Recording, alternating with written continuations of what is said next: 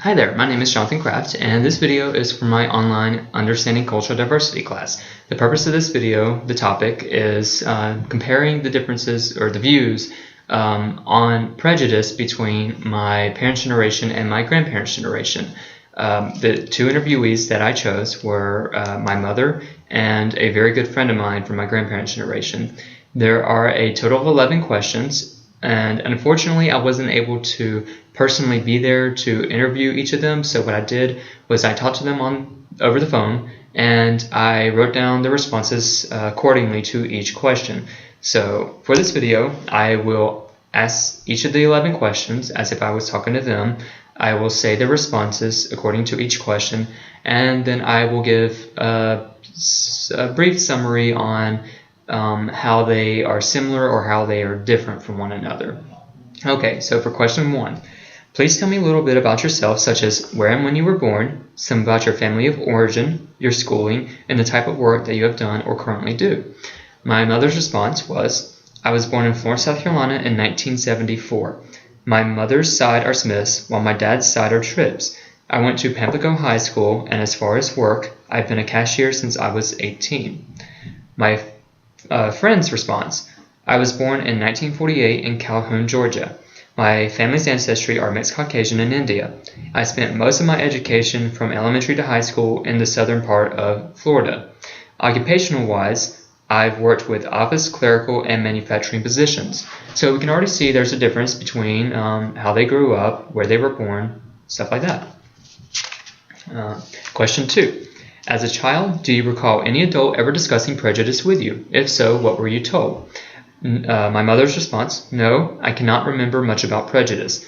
Although my mima and my papa, who were her grandparents, my great-grandparents, touched on the subject, stating that although their color is different, we were not supposed to treat them any differently as they were human beings also. So she's touching on the prejudice of people of different race. My friend, this subject was never discussed with me as a child. So with my mother, prejudice was sort of explained to her at an early age, just based on the subject of different color. As far as my friend, it was a subject that was never brought up, as will be explained in the next question, her response to that one. All right, question 3. Sometimes people will tell children one thing but model another. Did you pick up on any unwritten rules from adults or from the adults in your life about how to interact with those who were different from you? My mother stated, even though the area I grew up in wasn't very diverse, as most of the population was white, none of the adults to my knowledge ever treated the few people we had of a different race differently. As far as my friend, people treating others differently was prevalent in my area. For the most part, there was no socialization and anyone that was different, or with no socialization with anyone that was different. Sorry about that. For example, segregation was a norm to us.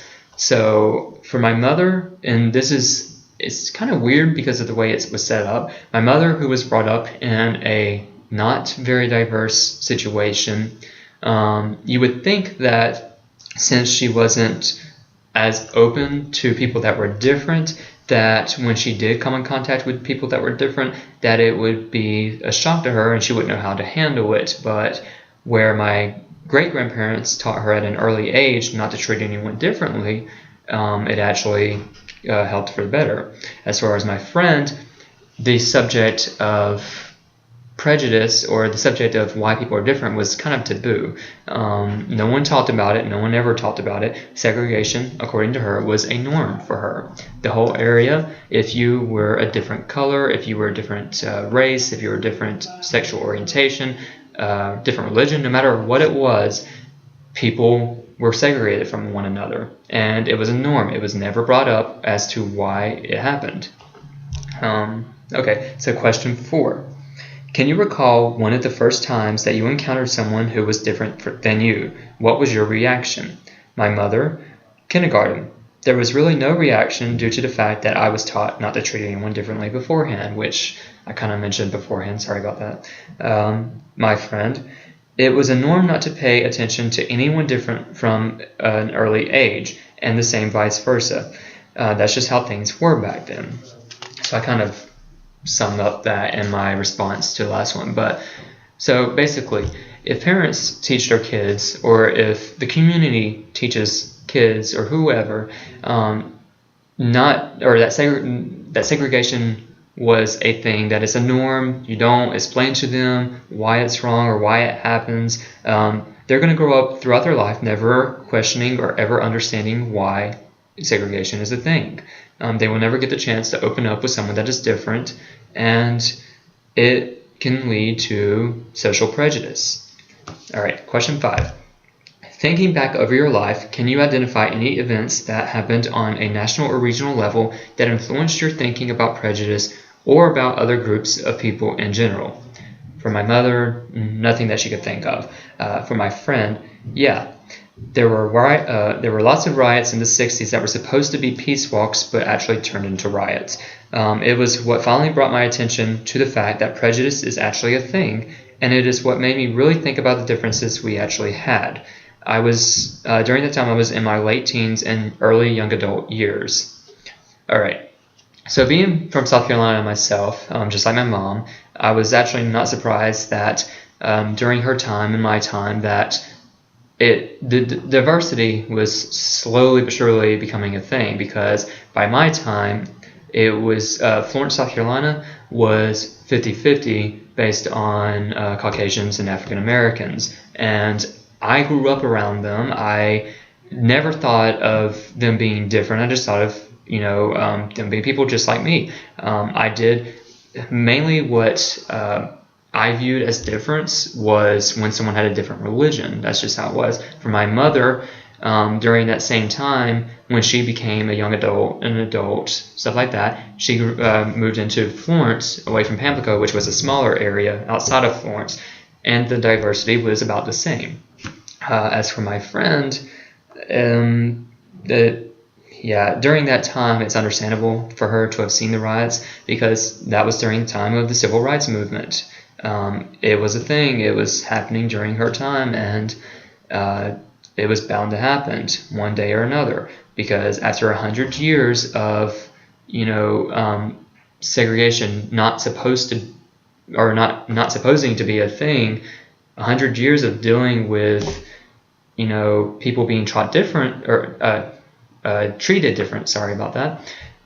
It was going to happen. It just happened during her time and not later on. All right. So question 6. What about personal events that may have influenced your thinking? My mother's response was actually kind of long, so I'll try to be as quick as possible.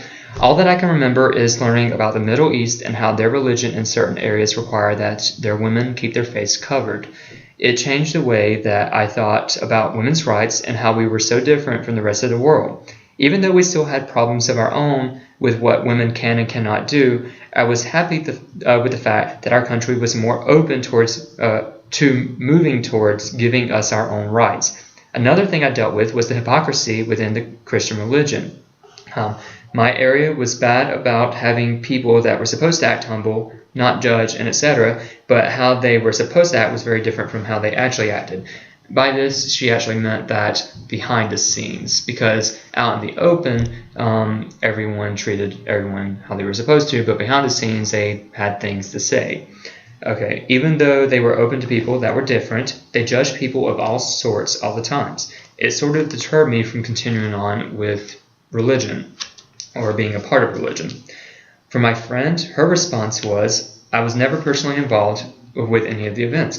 I heard about them and saw them happen all the time, but I never got involved. Excuse me. So this was the first time that either one of my interviewees brought up the subject of religion as a subject of diversity. For my mother, actually I'll just do a brief summary on this. So when it comes to being brought up, the thing is, religion, just like any other trait that separates one person from one or group from another, such as LGBTQ, gender, race, anything along that sort, it can be misinterpreted. How someone is supposed to act is based on personal perception. But for the most part, as a class, I hope that we can all see that everyone should be treated the same. There are some people out there, though, that are going to think that treating people differently is not wrong, and that's what we're trying to fight when it comes to the war on prejudice. All right, question 7. What have you told or what do you plan to tell your children about prejudice? Both of my interviewees had children, so they both have responses. My mother, just like Mima and Papa, taught me, again, my great-grandparents. I, in turn, tried to teach you guys. For my friend, I tried to teach my children not to treat anyone differently. This was different from the way my own parents went about it, as they never discussed the subject and strayed away from it anytime it was close to being brought up. Although I grew up the way I did, I never had anything against anyone that was different. I just did not converse with people that were different because that's how things were during my time. Nowadays, when I look back and see how ridiculous it was that we had such a thing as segregation, I wish I could go back and change the fact that I never took the opportunity to meet anybody that was different myself. So, as a kid, you just go along with things. That's how you were brought up. That's how you learned to deal with situations like that. But when you grow up into your young adult lives, it's a lot easier to look back on things and wonder why things were the way they were and see that, hey, wait a minute, this was actually wrong. Why did we do this? What's the point of it? What's the point of treating someone that's different like they're less than us? So I was very happy to see that she actually would love to go back and change the way she was brought up, even though during her time, that's just how it was. All right. Number 8. Do you think that the problem with prejudice in the United States has improved, grown worse, or stayed the same during your lifetime? How have things changed, or how have they stayed the same? All right. Mom, her response was, in my opinion, it stayed about the same. Back then, even though segregation wasn't a thing in my area, I knew all about it happening in the rest of the U.S. Even today, all I ever hear about is how another black kid got shot by a police officer because the kid was deemed a threat, and how refusing gay people their rights and marriage is still possible even though it has been deemed unconstitutional in so many states by now. It's sad to see that prejudice just will not go away, but I guess it's to be expected when everyone has so many differences. My views sort of go along hers, like to a Q. As far as my friend, her views are a little bit different. She thinks it's gotten better. Even though we are still fighting for rights for a lot of people, and there are the accounts of the shootings in places such as Ferguson and elsewhere that involves incompetent cops, so she can see that. I believe it has gotten better. Remember that when I was a kid, Remember that when I was a kid/teen, segregation was a thing. Even though people are still prejudiced today, segregation is not a thing that can happen legally. Back then, I couldn't just walk anywhere and see someone or speak to someone of a different race or religion or something like that. And I certainly didn't see interracial relationships, regardless of same-sex relationships. Now, even though we are still fighting for those rights in some areas, it's not questioned why it happens. We can talk to anyone without it being wrong, unless they're extremists. All right, so both my mom and my friend have different views on how it's either stayed the same or gotten better. I think it's somewhere in between because the fact is we don't have segregation like we did back then, but at the same time we still have a lot of things that we're fighting for. Prejudice is something that just will not go away. All right, I'm running low on time, so I'll rush through these last 3 questions. Who do you believe had the most influence on your views about diversity? Was it your family, peers, teachers, the media, religion, or your community? My mother's response was my family. They are the ones that raised me and taught me right from wrong.